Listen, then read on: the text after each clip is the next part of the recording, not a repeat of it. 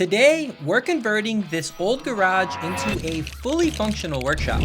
Now this garage is 30 years old and it's in rough shape. So we're gonna try and remodel it on our own and let you know exactly how much we spend by the end of this video. We picked up a pallet of 16-foot 2x4s and 2x6s and started cutting them down to 13 feet 3 inches. The wall that connects the two buildings is gonna be made out of 2x4s, and the rest of the walls is gonna be made out of 2x6s. We used pressure treated boards for the bottom plates and marked our studs 16 on center. To frame out the walls, we're using this 21-degree Craftsman framing nailer, and I'll let you know if it's worth the money at the end of this video. We used 3-inch 16 penny nails and went to town framing the walls together. My wife and I then put the first wall into place and repeated the same process all over again. We're building these walls in 10-foot sections so they're manageable to be able to lift up and move around. If you notice this wall has a big header, that's because we plan on opening up one of the walls to give us as much walking space as possible when this building is complete. We had to take the old windows out in order to connect the new walls that we just framed to the building. We then lifted the new walls into place, screwed them in, and repeated the same process over and over again. We ended up spending $9,394 on all of the framing for the entire building and $844 on nails, which is absolutely crazy to me because I never in my life thought that I would spend $800 on just nails, but it is what it is. We also ended up spending $390 for the framing nailer, which brings a total to $10,628 so far on this build. We installed a sill underneath all of the bottom plates to keep out any bugs and moisture from coming into the building over time. We then just repeated the same process over and over, except all the rest of the walls are going to be made out of 2x6s.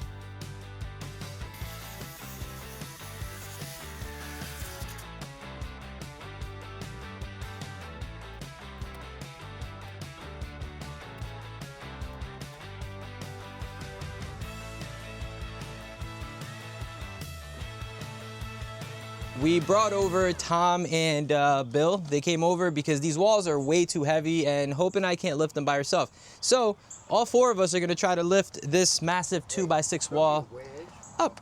Let's do it. Even with all four of us, it was still super difficult to get these walls up and put into place. It's incredible how much 2x6s weigh when you put them together. We added some bracing to keep the walls from falling over and continued to put the walls up one section at a time.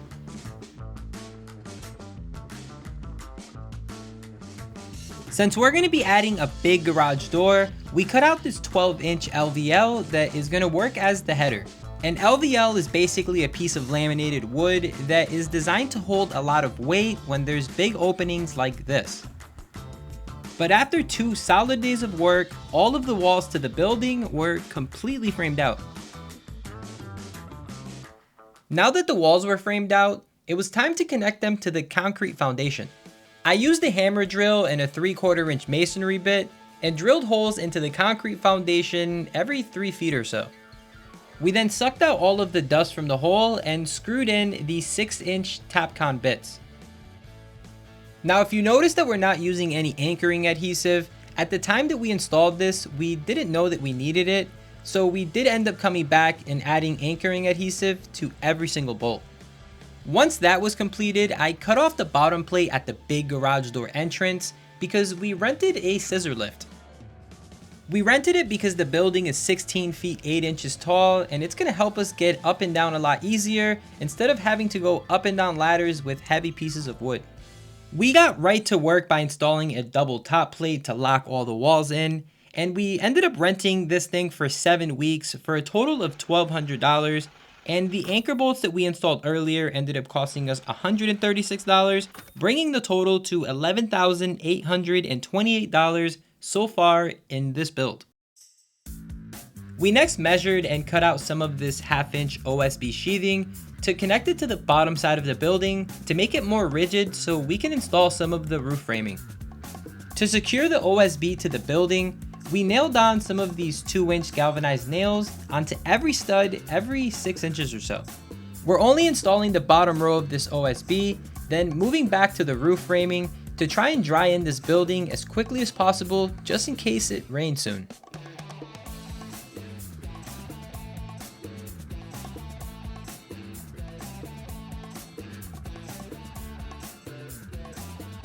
Once all the OSB was nailed on to the outside of the building, it was time to install our ceiling joist. Now we're doing this a little different than your traditional build, where they tie in the rafters and the ceiling joist together. We're not going to do that because our roof is going to have a bunch of different pitches, and we want the ceiling to be perfectly flat, so we need to install our ceiling joist before we start to build out the roof. This will also lock the walls in place while we finish framing out the rest of the building.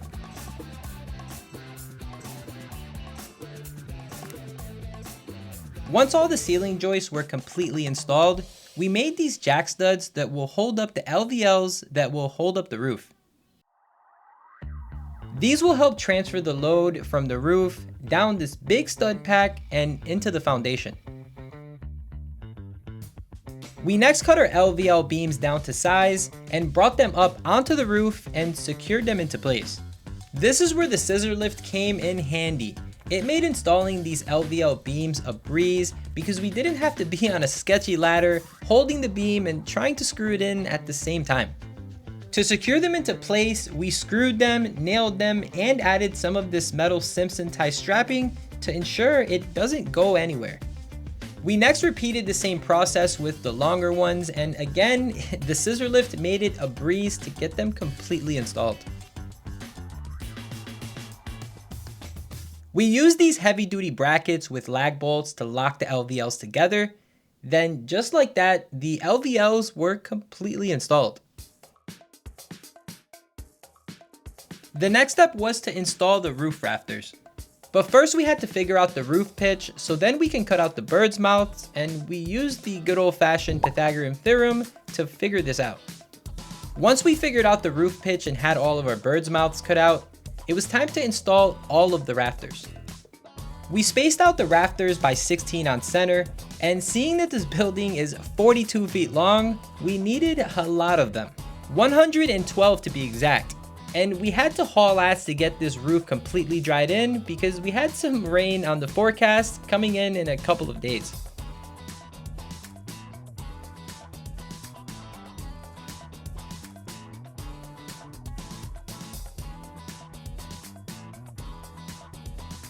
The valleys where the two roof pitches meet were quite difficult to figure out and took us 2 full days just to get the pieces cut and installed.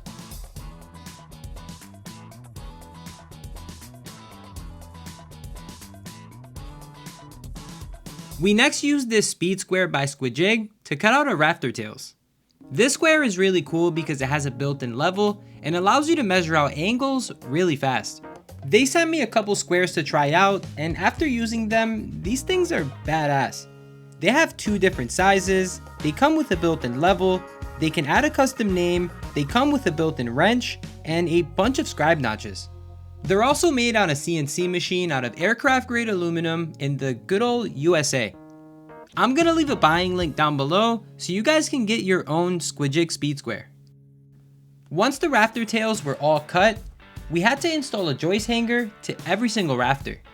Now seeing that there's over 100 of them and we had to add 2 hangers to every single rafter, my arm was sore after this. We also added one of these hurricane tie screws to every other rafter just to make sure they don't go anywhere. But then after 2 solid weeks of work, all of the roof rafters were completely installed. The next step was to finish sheathing the rest of the building. So we started by measuring and cutting out some OSB to hang it on the outside of the building.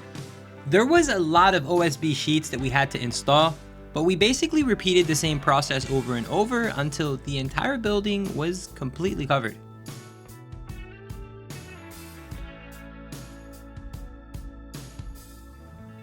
Once the building was completely sheathed, it was time to cut out the hole for the doors and the windows. I drilled holes on all the corners of the door, then used a chalk line to make some marks so I can make a cut.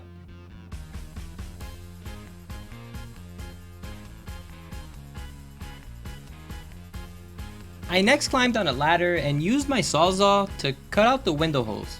At this point of the build, the building was starting to take some shape, even though we knew there was a lot of work to do to get it completed. We next installed some house wrap on the bottom side of the building, which ended up costing us $157, bringing the total to $11,985 so far in this build. My wife and I then spent the rest of the day installing all of the fascia framing.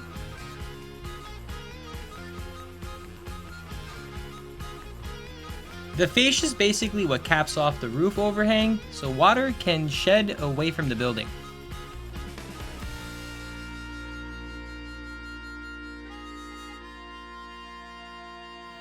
Once the fascia was completed, it was officially time to install the roof sheathing. We used a scissor lift to bring the sheathing onto the roof, which made renting the scissor lift completely worth the money. Before nailing the boards down, we used these H-clips to keep the boards spread out just enough for expansion and contraction. I then popped a couple nails every 6 inches or so and ran a chalk line so I know where to nail onto each rafter.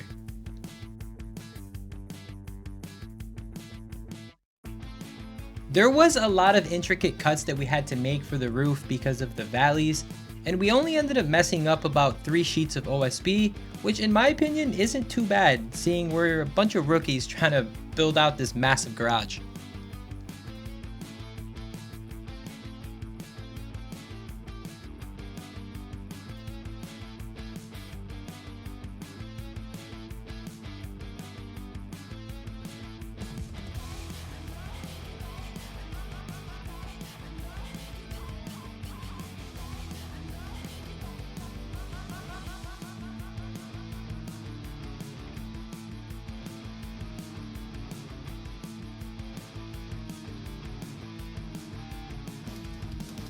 Once all the roof sheathing was completed, it was time to install the drip edge.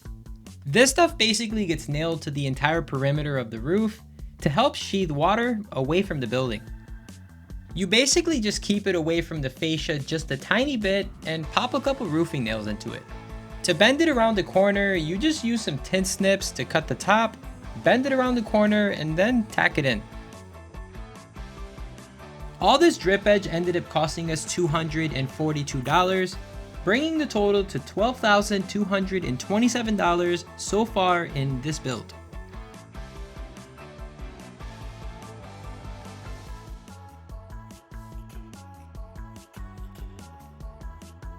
The next step was to install some of this ice and water shield. This stuff is freaking expensive, but well worth the money because when you're installing your shingles, the nail is going to go through the shingle and into the roof sheathing, and this stuff is basically going to self-heal so it prevents leakage over time. Now we're not installing this on the entire roof because it won't allow the sheathing to breathe, so we only installed it on the valleys and around the entire perimeter of the roof.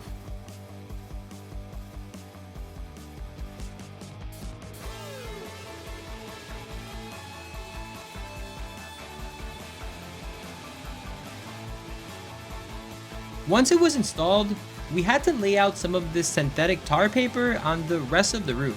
We secured it to the roof with some of these button tabs and laid the paper on top of the ice and water shield, so if water tends to get underneath the shingles, it'll shed away. But then I had to take a phone call and this happened. Look at this. I found a baby turtle. He's scared right now, but he's alive. I was walking around down there pacing, because when I'm on the phone I pace, and I almost stepped on him, but yeah, maybe we should name him.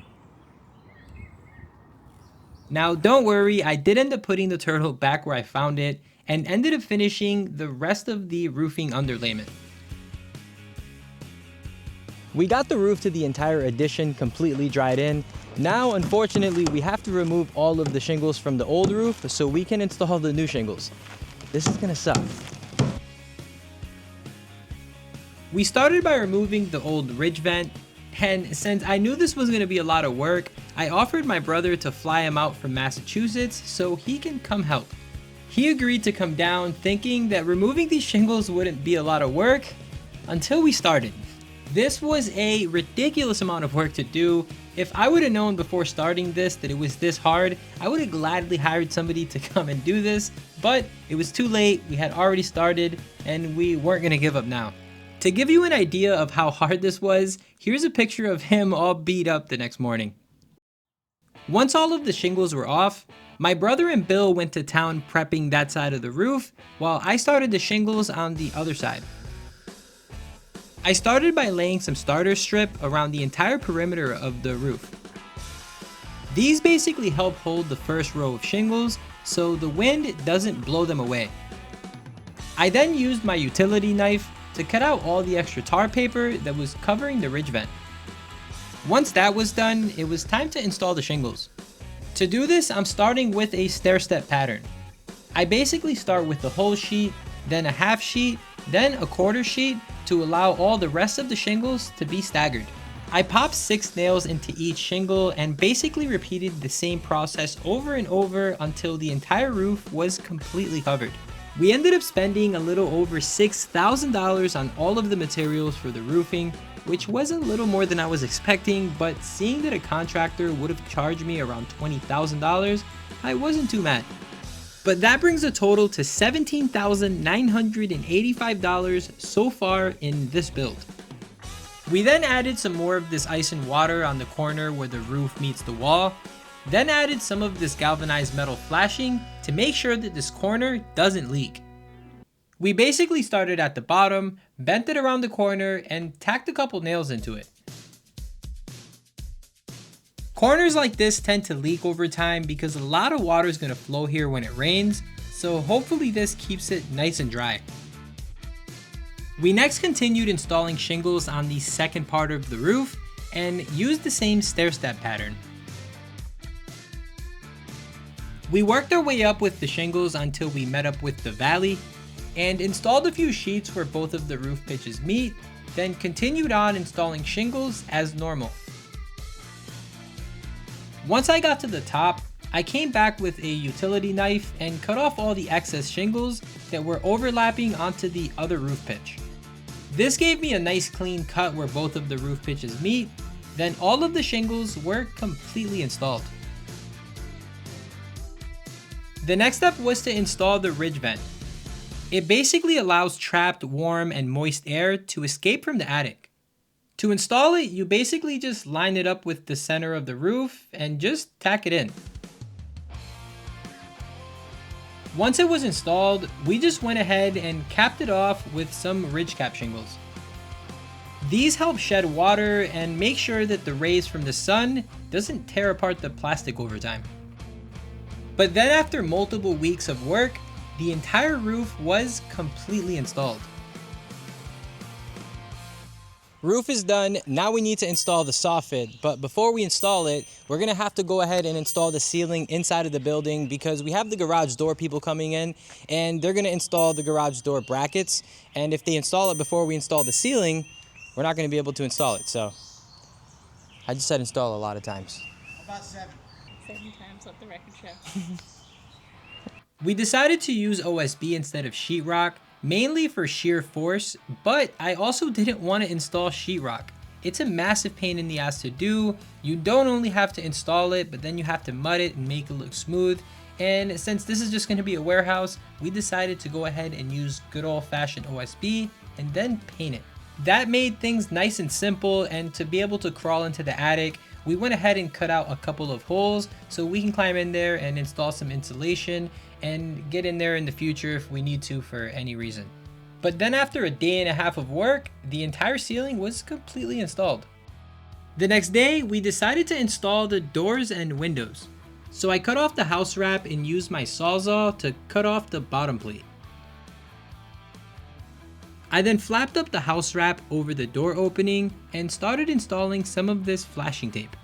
This stuff basically acts as a waterproof shield in between the door frame and the sheathing. I started from the bottom of the door, then the top, and added some of this Lexol waterproof sealant before putting the door into place. Once we fit the door into place, we came from the inside and used some shims to make sure the door is plumb and square before screwing it into place. We then made sure it opened and closed properly, snapped off the excess from the shims, and moved on to the back door.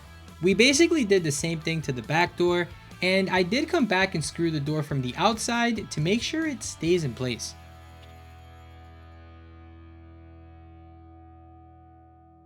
Once both of the doors were completely installed, it was time to get the windows put in. To do this, I cut out the house wrap in a specific way, leaving a flap at the top, then started installing some flashing tape from the bottom of the window opening, working my way to the top. I then used the same flashing tape and cut out these bow tie looking things that can go in the bottom corner. These will help waterproof the corners just in case any water gets behind the windows. I then did the sides and added a bead of exterior grade waterproof sealant to the entire frame of the window before putting it into place. I made sure it was plumb and square before nailing it in, and I used galvanized roofing nails to tack it into place. Once it was nailed into place, I went back around the entire window with some more flashing tape, started at the bottom, and worked my way up.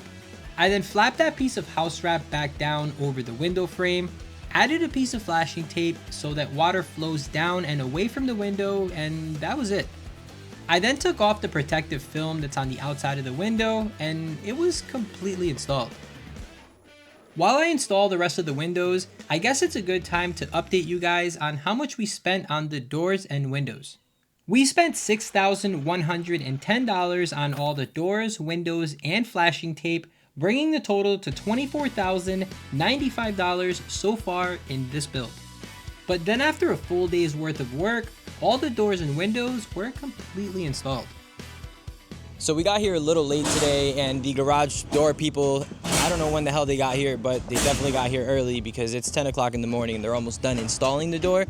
So this is what they got done so far. These guys were no joke. They got right to work and were able to get this door installed in no time. They made it seem like if it was super easy, and to me this is super complex, and I was just not willing to spend a bunch of money on a garage door that I didn't know how to install. Even though we're Builder's Blueprint, we decided to outsource this one.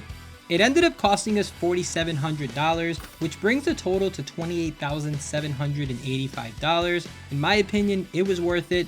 These are the guys who did it. It's not sponsored, but if you need a garage door, hit them up. The next step was to install the soffit, and we went with something really special here to try and maximize the curb appeal. This is a vented PVC soffit that has built-in wood grain, and we decided to go with this specific brand because this is not a part of the project that we wanted to skimp out on. We installed the J channel, then cut out all of our soffit pieces with a miter saw and started sliding them in one by one. I then set the depth to my nail gun and tacked a couple nails into each one. I repeated the same process over and over until it was time to install the fascia. I'm just using an aluminum fascia, which I'm cutting out with my tin snips, then bending it over with my bending tool and sliding it into place and tacking it down with a couple of finish nails. This doesn't only finish off the front side of the building, but it also caps off the soffit to give it a nice finished look. We then continued on cutting pieces of soffit and wrapping our way around the building, and I was in love with the way that it was turning out.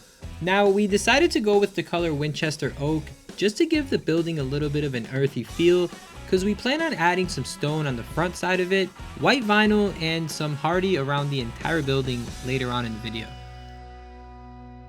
We just finished installing the soffit and fascia on the front side of the building, and we love the way that it turned out.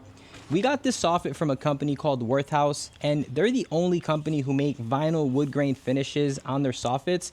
They come vented and non-vented. They also have 3 different colors for the wood grain finishes, and they also make solid colors. They're maintenance free, mold, mildew, and fungi resistant. Super easy to install. If you guys want to get a nice, unique looking soffit like this, I'm going to link them in the description below. It ended up taking us 3.5 days to get the fascia and soffit completely installed, and cost us $1,577, bringing the total to $30,362 so far in this build. But then just like that, the entire fascia and soffit were completely installed. One of the front panels on the front side of the building was completely rotted out. So when we went to go ahead and replace them, we found that the jack studs are completely rotted out. And these jack studs hold the entire weight of the front side of the building. So now we're gonna have to figure out a way to get them replaced. We started by adding some supports that can hold up the weight of the building. Then I used my Sawzall to cut out some of the rotted wood. We're also going to be replacing the bottom plate with a new pressure treated plate because this one is also in really rough shape. I added a seal underneath the new bottom plate, then tapped it into place. We then added the new 2x4s into place and used some structural screws to secure them together. If you're wondering why we didn't replace every single 2x4, that's because a few of them had no rot on them at all, so there was no reason to get rid of them. Once they were replaced, we removed the jacks and reinstalled new sheathing. Now that the rotted wood was fixed, it was time to install the siding. Now this building's gonna have 3 different types of siding, one being vinyl, another being hardy, and the front is gonna get stone. We started with the vinyl siding and first had to install the J-channel.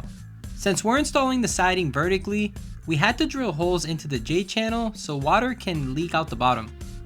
I then picked up this starter strip and nailed it on where the clip will hide behind the J-channel, and what this basically does is it allows the first piece of siding to have something to clip to. I then went on the other side and installed this end cap. Then finally it was time to install the siding. I used my miter saw to cut the first piece down to size, then clipped it into the starter strip and nailed it in. I cut the strip 1/4 inch smaller and drove the nail in just enough where the siding can still move around. This is going to help with expansion and contraction because vinyl siding tends to swell up when it gets humid out. But I then basically repeated the same process over and over until I got to the other side. Now you're probably wondering how much money we spent on this vinyl siding. It ended up costing us a even $3,500, which brings a total to $33,862 so far in this build.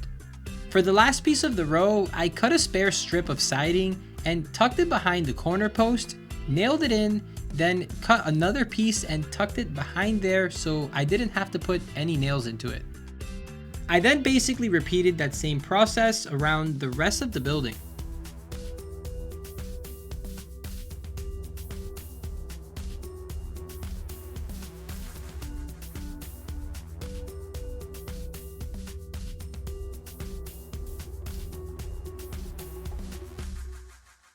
To frame around the door, I had to cut the J-channel in a certain way where it can clip into the other piece of J-channel, so if water gets back here, it has somewhere to go.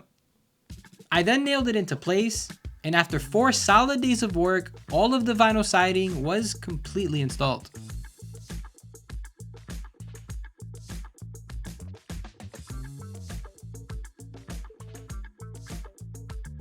It was now time to install the door locks.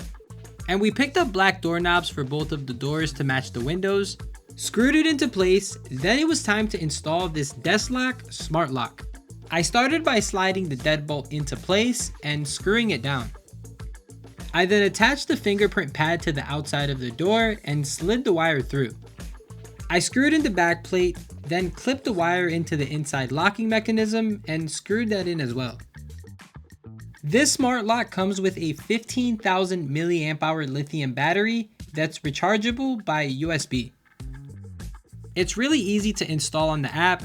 Then you just save your fingerprint, which works really well, or you can use the passcode or a physical key. Now what's really cool is that you can set up multiple different passcodes. The battery can last up to 16 months. You can use it with Google and Alexa. They're having a huge sale right now with the lowest price of the season at just $99. I'm gonna link it in the description below.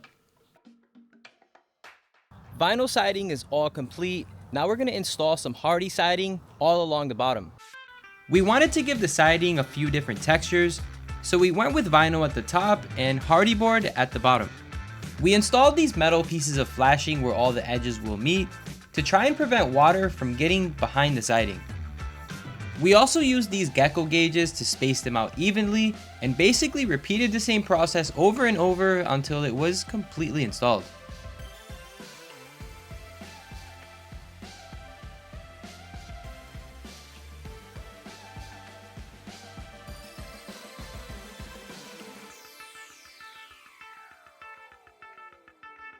We then used our Craig track saw connected to a dust collector to cut out the last piece.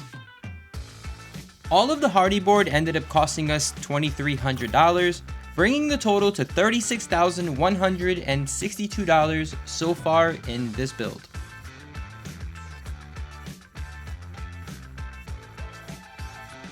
In order to install the siding on the front side of the building, we had to call the power company to cut off the power because the electrical boxes are attached to the siding. So we have to now remove the electrical boxes so we can take off the old siding and install a new siding. But now we have no power to power our power tools, so we're gonna use this Bluetti Apex 300 power station that can power all of my power tools on 120 and 240 volts. This beast has 420 volt outlets, a screen right here to let you know how much battery you have left, eco mode, you can switch between 120 and 240 volts, then you also get a turbo mode, auto mode, and a silent mode if you don't want this to make any noise. This side has an AC out port, a 30 amp connection, a 50 amp connection, and a spot so you can charge it on grid. The other side has some DC input ports for your solar panels and a spot right here so you can connect it to an expansion battery. With the Apex 300 and the B500K expansion battery, it has a total of 7,884 watt hours with a 3,840 watt inverter to power heavy loads. I like to keep mine in the back of my pickup truck so I can bring it to job sites or anywhere else that needs power. If you guys want to pick up one of these Bluetti power stations, I'm going to link it in the description below. Let's get back to the siding. So we have all of the boxes completely unscrewed. Now what we're gonna do is remove the siding behind it, then put the new siding in behind it as well, then screw everything back together, and tomorrow the power company will come and reconnect the power.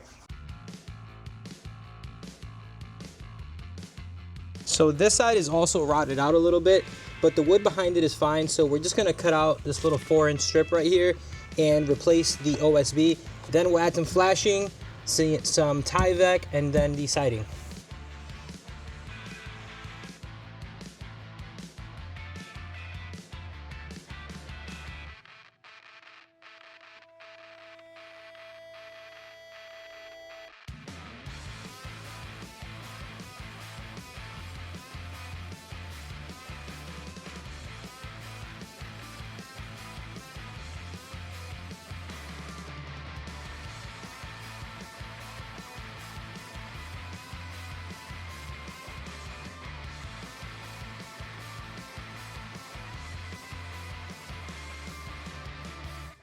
Once all the siding pieces were installed, we added some silicone adhesive around the opening where the electrical wire comes out to keep bugs and water from getting in there. We then put the electrical box back together and finished up with the rest of the siding.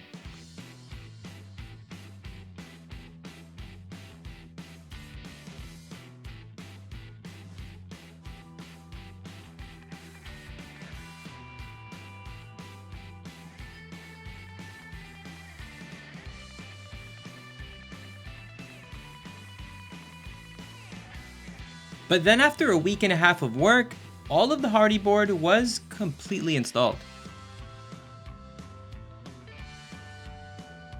The next step was to get the stone wall put in. The first step was to install some of this tar paper directly over the house wrap. Stone walls require 2 moisture barriers in between the stone and the OSB to make sure it doesn't rot out over time. I basically started at the bottom and used the button tabs to hold it into place. I then cut out a piece of this metal flashing so it can go above the hardy so water doesn't get behind it over time. I next had to install this metal lathe directly on top of the tar paper. To secure it to the wall, I used a bunch of these 1.5-inch galvanized nails. I then repeated that same process over and over until the entire front side of the building was completely covered. Since we plan on installing some lights on the front side of the building, I just cut out a piece of hardy into a square and used that as a blocking that the lighting can mount onto. The next step was to mix up some of this Quieture veneer stone mortar in a 5-gallon bucket. If you do this on your own, make sure you wear a mask because this dust sucks to breathe in. But I basically mixed the mortar until it was like a thin peanut butter consistency and started applying it directly onto the lathe. This is basically going to give the stone something to stick to when it's time to install it. This took quite some time to do and left a hell of a mess, but once I got about halfway up, I put a bunch of nails into a piece of wood so I can scrape lines into the mortar. These lines will basically help trapped air escape from behind the stone when we install it, allowing it to stick properly to the wall. I repeated the same process over and over, and it ended up taking me 2 full days to get it completely installed.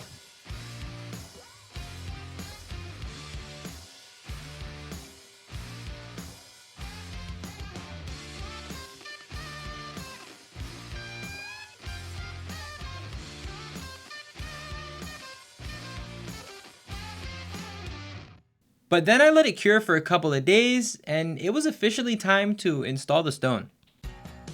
I mixed some more of this veneer mortar till it was a thick peanut butter consistency, sprayed the wall with some water, then added some mortar to the back of the stone and pressed it into place.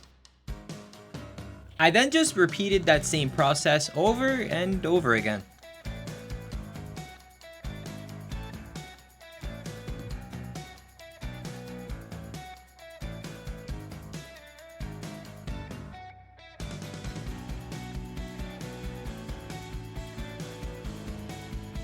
While it dried, I used the broom to get some of the excess mortar off of the cracks.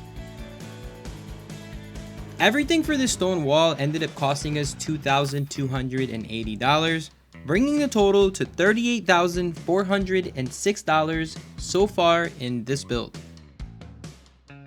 Installing the stone wall was really intimidating and did take a lot of work, but after doing it, it wasn't as hard as I thought that it would be. It ended up taking us 2 full days to install all of the stone, which in my opinion isn't too bad. But we then let it sit for a couple of days before it was time to install the grout. We wanted to make the grout a little bit lighter, so we picked up some of this white titanium dioxide and mixed it with the mortar. I then picked up one of these piping bags from Amazon and filled it with the mortar that I just mixed. This basically allowed me to fill all of the cracks of the stone without making a massive mess. It also helps keep the stone together and gives it a nice finished look. It took me the entire day and about 5 piping bags to get it all installed. As it dried, I used one of these scraping tools that came with the piping bag to remove the excess. I worked really carefully to make it look as nice as possible because I knew this would be the finished product.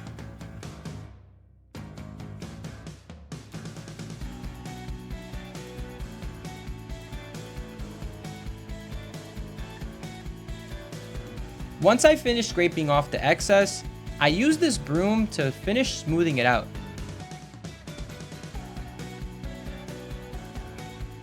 We then let it dry for a couple days and all of the stone was completely installed. The stone wall is now complete. Now we're going to clean up these 30-year-old garage doors and paint them with Retikit to match the soffit. This kit is going to make the garage door look like it's made out of wood. After cleaning the garage doors, we started by painting on the primer. This is going to allow the stain to stick to it properly, and we're doing all 3 garage doors. While Hope went to town priming the doors, my son and I figured it would be a good time to kill 2 birds with 1 stone and paint the hardy board. We masked off all the spots that we didn't want painted, and I used this paint sprayer to apply the paint, which was a breeze. We ended up painting all of the hardy in like 2 hours. Now we did end up picking up 5 gallons of this exterior paint, which ended up costing us $250, bringing the total to $38,650 so far in this build. Once we finished painting the Hardy, Hope was done with the primer and it was officially time to install the stain. Hope took one door and I took the other, and we basically just went to town covering the entire door. We ended up letting it dry overnight, then it was time to install the next layer. We're adding another layer of primer, except this time we're using this rubber piece that when you rub across the surface, it makes a wood grain. Now you need to do this while the primer is still wet, so Hope installed the primer and I used the wood grain tool until we got all the doors completely covered. The next step was to install another layer of stain. We used a brush and brushed in one direction and continued on until the entire door was completely covered. Retikit is a liquid wood coating that contains over 60% real wood fibers, which gives it an authentic wood finish. It was about 100 degrees out when we were doing this, so it was drying really fast, but we then let it sit overnight before installing the second layer, then installed this exterior gel stain. This product is called Retikit and can also work on furniture, cabinets, and all type of surfaces. I'm gonna link it in the description below. We also plan to install a clear coat in about a week once it fully cures, but after a couple days of work, look at how beautiful these doors turned out. The entire building is painted and we're planning on installing an air conditioner right here, but we don't want to put the air conditioner directly on the dirt. So what we're going to do is make a form right here and install a concrete pad so the air conditioner can lay on the concrete pad, and also we're going to use that pad as a walkway to come inside of the door. I started by measuring and marking out where we're going to make the forms. Then my son and I went to town removing some dirt. I then used my hammer drill and made a bunch of holes in the existing concrete slab. This is going to allow me to stick rebar into the slab so both of the concrete slabs are properly connected. I used some of this anchoring adhesive before sticking the rebar into the hole. I had to work quickly because this stuff cures really fast, but I then basically repeated the same process over and over until all of the rebar was completely installed. We then used some 2x4s to make a form and made sure that the 2x4 was at a lower level than the actual slab so that when the concrete goes in, it flows away from the building. I also tied all of the rebar together and made a little bit of a deeper hole at the entrance of the building just to strengthen the slab. Now instead of hand mixing 67 bags of concrete, we decided to just call the cement truck. Now believe it or not, this ended up being cheaper than driving to the store, picking up 67 bags of concrete, loading them, then unloading them, mixing them and pouring them, then just calling a pre-mixed concrete truck. It ended up costing us $581 instead of $610 for the bags that we would have had to pick up, bringing the total to $39,237 so far in this build.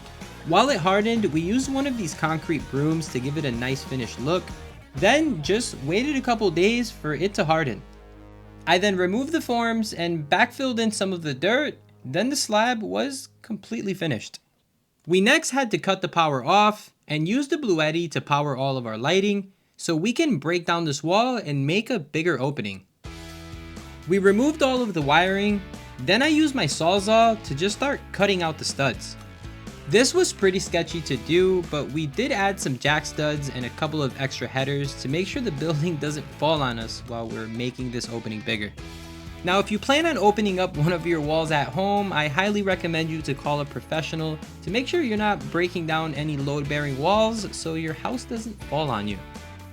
After removing the trash, we brought in this LVL that will work as our header. I nailed it into the header that's behind it, then added 2 jack studs on each side.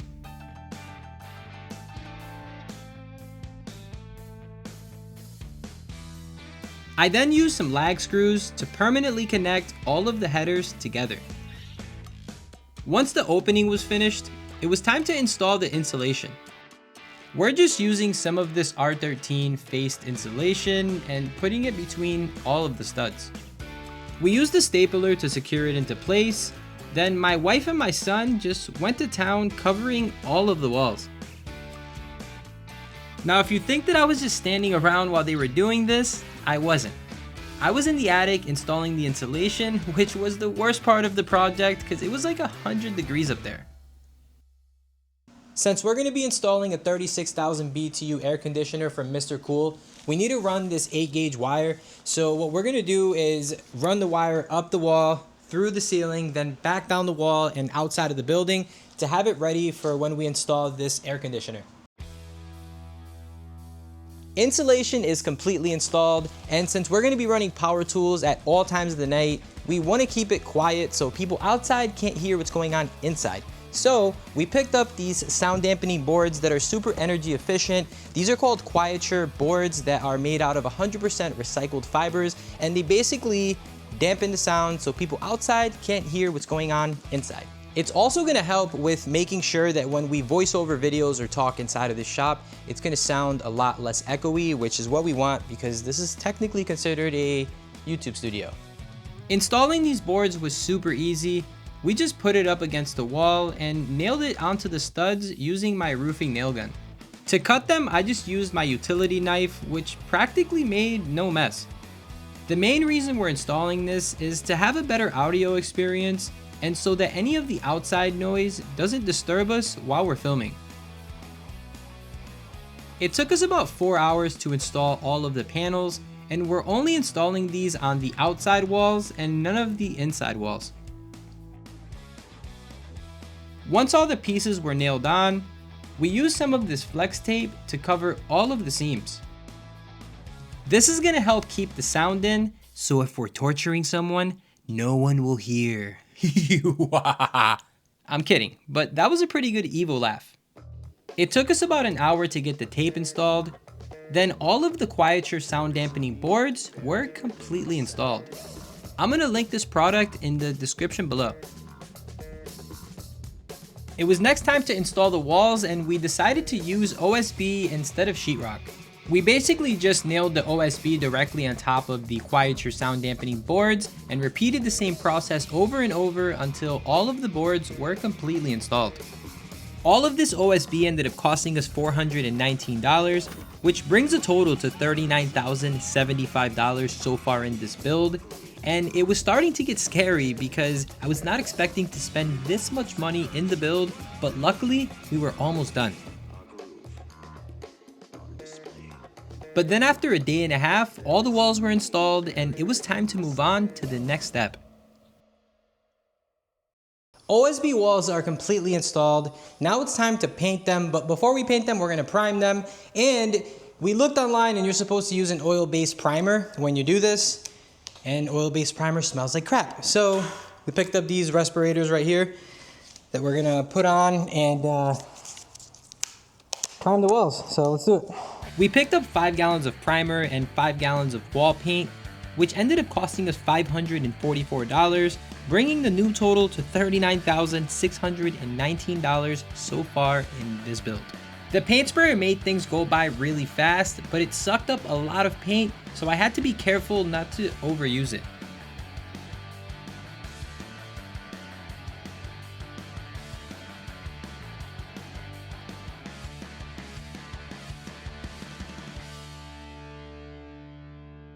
Whew.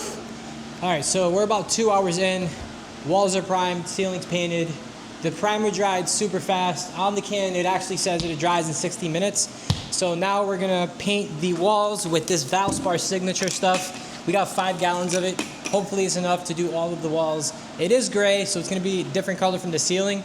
So I'm gonna use some type of like piece of something to just edge it so that the ceiling doesn't get painted. So let's go ahead and get the walls painted.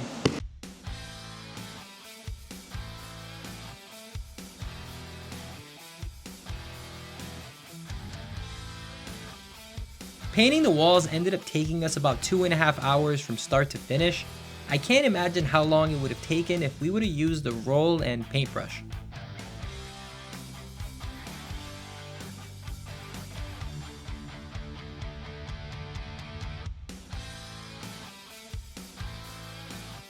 Once the walls were primed and painted, we let them sit overnight, then it was officially time to install all of the lighting. I decided to install these shop lights that I picked up from Lowe's because I've used these in the past and they work really well. I ended up picking up 12 of them, which ended up costing me $70 a piece, which brings a new total to $40,389 so far in this build. Alright, so before we epoxy, we're gonna have to wash the floor. So I called some of the power washing people to come over and wash the floor. Since this concrete is brand new and doesn't have any oil on it, we decided not to use any acid etch chemical and just use a light pressure wash on the surface to get rid of any contaminants that are on the surface so that when we epoxy, it's good to go. We let it sit for a couple of days. Then it was officially time to install the Armor Epoxy. This is a kit that we picked up from Armor Epoxy, and it comes with everything you need to install your own professional grade epoxy floors. The first step was to install the primer, which already comes pre-measured. You basically just pour it into a 5-gallon bucket, then mix it for 2 to 3 minutes. Once it was thoroughly mixed, we just poured it onto the floor and started rolling it in with the rollers that came with the kit. It also came with these spiky shoes so that you can walk on the wet epoxy so it doesn't get on your shoes. Now, since this is a 2-part epoxy, it hardens pretty quickly. So they gave us a 30-minute window to work with the first mixed batch, so we ended up doing half of the garage, then mixed a new batch and did the second half. We then let the primer sit for 24 hours before installing the next layer. This layer is the actual epoxy coating, which also comes pre-mixed. We poured part A and part B into the bucket, then mixed it thoroughly for a solid 3 minutes because it's really important that you mix this really thoroughly so it incorporates, because if not, it's not going to heal properly. The kit came with this squeegee that has teeth on it so we can spread out the epoxy. I basically poured the epoxy directly onto the floor, then started spreading it out using the squeegee. We also mixed this epoxy in batches so it doesn't harden up on us and gives us enough time to spread it through the entire floor. Once the floor was completely covered, I went back over it with a roller to make sure it's nice and flat. Before the epoxy dried, I went over the entire floor with this ultra wear powder so that the floor is not slippery after it dries.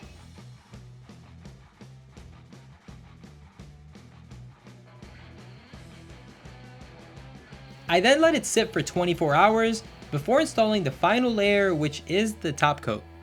This is a commercial / military grade top coat, which should make our floor last a really long time.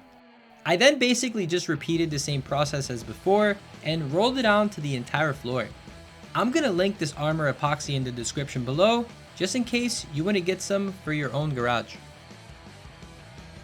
It was next time to install our Mr. Cool air conditioner. It came with a template so I knew exactly where to install the mounting bracket and drill the hole. It's been a dream of mine to have a climate controlled warehouse where I can do all type of projects inside so I don't have to work in the heat or in the cold. We chose to go with the Mr. Cool DIY series mini split because it allows homeowners to install a ductless air conditioning with a heat system without paying for a professional HVAC technician. We drilled a hole through the building at an angle so if water gets in this pipe, it can leak out. Then we lifted the inside head and put the pipes through the hole and clipped it onto the bracket. We then carried the AC condenser outside and placed it on the concrete pad that we laid earlier. I carefully bent the copper piping that came out of the building, then connected the drain hose. I then connected the pre-charged line set to the pipes that I just bent down. I next tightened them down with some adjustable wrenches. The kit came with these insulation pads to put around the pipe so that condensation doesn't freeze on them. I then wrapped the line set and the drain hose with this line set wrap and installed the cover to hide all of the pipes. I also added some waterproof sealant to the top cap just to help keep water away from the entrance. I then connected the line set to the AC condenser and used an Allen key that it came with to open the service valves. I opened them all the way, then it was time to install the electrical. We're installing a disconnect box in between the wire that goes from the electrical panel to the air conditioner. I first wired up the disconnect, then ran the wire from the disconnect to the AC condenser. I then took off the panel and ran all of the communication wires from the inside unit and connected them to the condenser. And they came numbered so you know exactly what to connect them to. I wired everything up till it looked like this. Then I used this smart USB AC controller and connected it to the inside unit so we can connect it to Alexa or Google. I then flipped the breaker back on, made sure the AC worked, and just like that, the entire air conditioner was completely installed. I'm gonna link this Mr. Cool air conditioner in the description below. My brother got me these toolboxes for Christmas last year and I haven't been able to install them because I've been building this garage. So the first thing we did was install the toolboxes. Then we hung up this hammer that Hope's parents got us for our anniversary right over the door. We then wired up and installed the exterior lighting, which had been sitting in a box for months in anticipation for us to finish the garage. They ended up costing us $90 a piece, and I'll let you know exactly how much we spent on this entire build in a few minutes. So that the garage doors don't leak, we also installed this weather stripping around the perimeter of the entire garage door. We then capped it off with this really expensive PVC trim, nailed it down, caulked all the edges, then just like that, the entire garage was completely finished.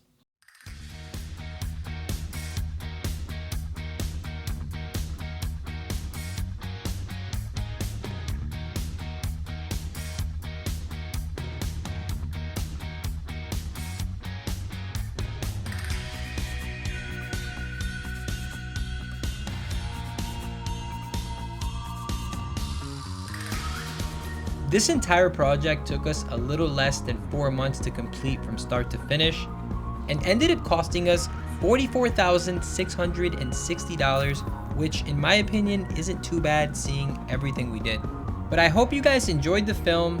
Thanks for watching, click subscribe, and I'll see you in the next.